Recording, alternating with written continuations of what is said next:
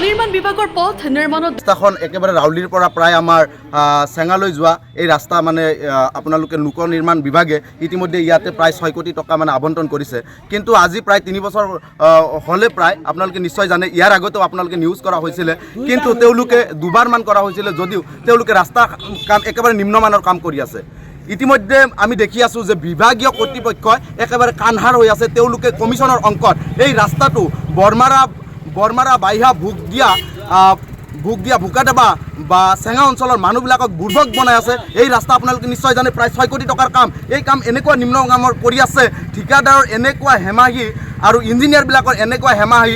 এই ৰাস্তাটো একেবাৰে তেওঁলোকে কমিশ্যনৰ অংকত তেওঁলোকে মোটা কমিশ্যন পাইছে আৰু তাৰ ফলত আজি আপোনাৰ ৰাস্তাৰ এনেকুৱা পৰিলক্ষিত হৈছে। আপোনালোকে নিশ্চয় দেখিবলৈ পাইছে যে তলত আপোনালোকে ইয়াতে যে মানে যিকেইটা মানে মেটেল বাঢ়িছে, মেটেলৰ ওপৰতো বালি আছে, চাওক কিমান বালি আছে, তাৰ ওপৰতে তেওঁলোকে কি কৰিছে তেল মাৰিছে। আৰু আপোনালোকে যিটো পিচ ঢালিছে, যিমানখিনি মাৰিব লাগে তাতে কোনো ধৰণৰ পিচৰ পৰিমাণ পৰা নাই, আৰু যিখিনি ছাইড বাম দিব লাগে ভালদৰে সেই ছাইড বামো পৰা নাই। তাতে আমি ভালদৰে মানে পৰ্যবেক্ষণ কৰিছিলোঁ, কোনো ধৰণৰ তেওঁলোকে ভালদৰে হাৱা মাৰা নাছিলে, একো কৰা নাছিলে। আমি কাম বন্ধ কৰি দিছিলোঁ, আমাক ভালদৰে বুজনি দিছিলে যে আমি কাম ভালকৈ কৰিম। কিন্তু তেওঁলোকে কি কৰে, যেতিয়া মানুহ নাথাকে তাতে দিনৰ ভিতৰতে হওক ৰাতিৰ ভিতৰতে তেওঁলোকে পিছ কৰি গুচি থৈ যায়।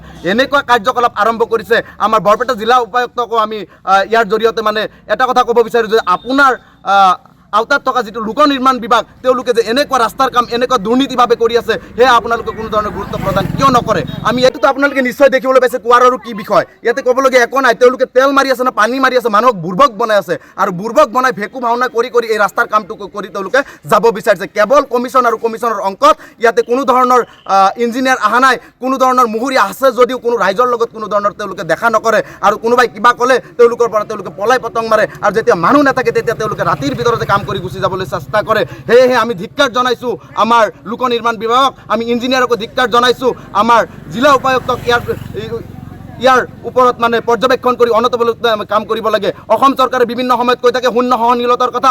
আমাৰ হিমন্ত বিশ্ব শৰ্মাকো আমি ক'ব বিচাৰোঁ যে আপোনাৰ লোক নিৰ্মাণ বিভাগে এনেকুৱা দুৰ্নীতিগ্ৰস্ত কাম কাজ কৰি আছে, আপোনাৰ কিয় কোনো ধৰণৰ বিভাগীয় কৰ্তৃপক্ষই খবৰ লোৱা নাই? আপুনি বিভিন্ন সময়ত কৈ থাকে যে আমাৰ চৰকাৰখনে ধুনীয়া ভালদৰে ৰাস্তা ঘাট কৰি আছে, আমাৰ চৰকাৰখনে কোনো ধৰণৰ শূন্য সহনশীলতা কৰি আছে, কোনো ধৰণৰ দুৰ্নীতি কৰা নাই। এয়া কি কৰি আছে তাৰ ছবি আপোনালোকৰ সন্মুখত জল পট ৰাউলিৰ পৰা চেঙালৈ যোৱা যিটো ৰাস্তা পকী নিৰ্মাণ হৈ আছে, এই ৰাস্তাৰ অৱস্থা চালে আপোনালোকে গম পাব যে কেনেকুৱা দুৰ্নীতিগ্ৰস্ত হৈ আছে। কেৱল কমিশ্যন আৰু কমিশ্যনৰ অংকত এনেকুৱা কৰি আছে, ৰাইজক বুৰ্বক বনাই আছে।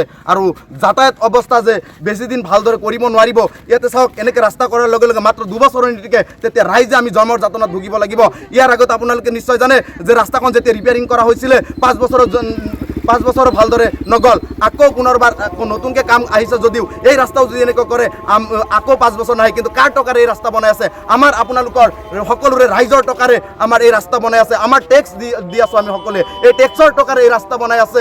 প্ৰায় 6 কোটি টকাৰ কাম এনেকুৱাভাৱে কাম কৰি আছে, ইয়াত যেন একেবাৰে পানীত পেলোৱা হৈ আছে। সেয়ে আমি অসম চৰকাৰক কৰজোৰে আহ্বান জনাইছোঁ, এই ৰাস্তাৰ প্ৰতি অনতিপলমে ইনভেষ্টিগেশ্যন কৰি ভালদৰে ৰাস্তাখন কৰি দিয়াৰ কাৰণে আমি এই অঞ্চলৰ পৰা আহ্বান জনাইছোঁ। ৰাস্তাটো মানে 3 বছৰ ধৰি মানে চায়ে আছোঁ, মানে এনেই আছে। এতিয়া এইটো বছৰত অলপ কাৰ্পেটিং হৈছিল, আগতে শিল ফেলে দিছিল।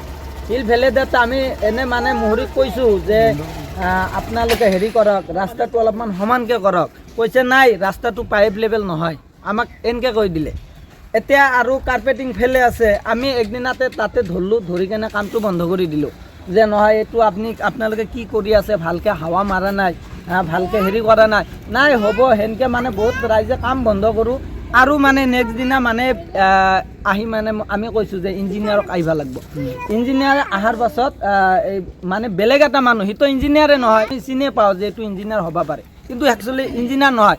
আহি কৈছে যে ঠিক আছে, ৰাস্তাটো এইবিলাক চাফা কৰি ভালকৈ তোমালোকে ৰাস্তাটো বনাই দিবা।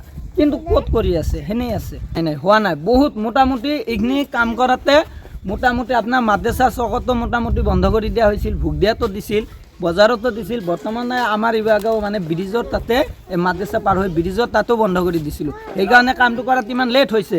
কিন্তু মানে তাৰ ৰাইজে কাম বন্ধ কৰি দিয়ে যে বস্তুটো চাফা কৰক, ভালকৈ হাৱা মাৰি। এইবিলাক যে কেনেকুৱা ধৰণৰ মানে এইবিলাক মানে আপোনালোকেতো চাইছে বস্তুটো, এই অনলি মাটিৰ ওপৰতে এই আপোনাৰ কালাৰটো দি কাৰ্পেটিং কৰি আছে। এতিয়া আপোনাৰ লাষ্টিঙে নকৰে। ৰাতি যদি এক ৰাতি যদি আপোনাৰ ডাম্পাৰ চলে ৰাস্তা নাথকে আপোনাৰ একদম ফাঁক হৈ যাব বহুত ডাঙৰ শিল দিছে বহুত আৰু মানে কৈ আছে যে এইটো ওপৰেদি বোলে 0 সাইজ এটা হ'ব মানে বহুত জাগাত মানে আপোনাৰ হাফ ইঞ্চি কৰিছে বহুত মানে এনে জাগাত বহুত হাফ ইঞ্চি হৈছে কিন্তু আমি কৈছোঁ যে নাই বস্তুটো অলপ শিলটো আপোনালোক অলপ বেছিকৈ দিয়ক কাৰ্পেটিং অলপ মোটাকৈ কৰক কৈছে নাই আমি মানে এই জিৰো শিলেদি আমি মিলাই দিম এনেকৈ আমাক কৈছে এইটো ৰাস্তাত মানে আপোনাৰ এইটো মাহত মোটামুটি 4বাৰকৈ বন্ধ কৰি দিয়া হৈছে ৰাইজে মিলি যে কামটো কৰিব নালাগে দিয়ক এনেকৈ থাকক আপোনালোকে ভালকৈ চাফা নকৰে কিবা কিবি নকৰে কিন্তু একো নকৰে মানে আৰু 2 দিন পাছত আহি সেনে কৰি থাকে গুৰুত্বই নাই আহাও নাই এনে ইঞ্জিনিয়াৰটো চাব অহা নাই একদিন আমি বন্ধ কৰিলোঁ আমাৰ এই গাঁও পঞ্চায়তৰ মেম্বাৰ আহিলে কলেজ ইঞ্জিনিয়াৰক মাতক ইঞ্জিনিয়াৰটো আহাই নাই ইঞ্জিনিয়াৰ আনা বেলেগ এটা মানুহ পঠিয়াই দিছে কৈ যে নাই কামটো কৰি দিব ক'ত কৰি আছে এইটো লাষ্টিঙে নকৰে আৰু যিবিলাক শিল আপোনাৰ পেলাইছে মোটামুটি আপোনাৰ 6-7 মাহমান আগত আপোনাৰ শিল পেলাইছে এইটো মানে গাড়ী মানে চলি মানে শিলটো উঠি গৈছে কাৰণ ভালকৈ ৰুলাৰো মাৰা নাই এই মানে এই শিলবিলাক উঠি গৈছে শিলৰ ওপৰেদি আহি আপোনাৰ এই মানে এতিয়া কাৰ্পেটিং কৰি আছে লাষ্টিং নকৰে না পাৰি নহয় এইটো ঠাণ্ডা ইমান গৰম চেঙাৰ পৰা ৰফিকুল হুছেইনৰ ৰিপৰ্ট N24 আছাম।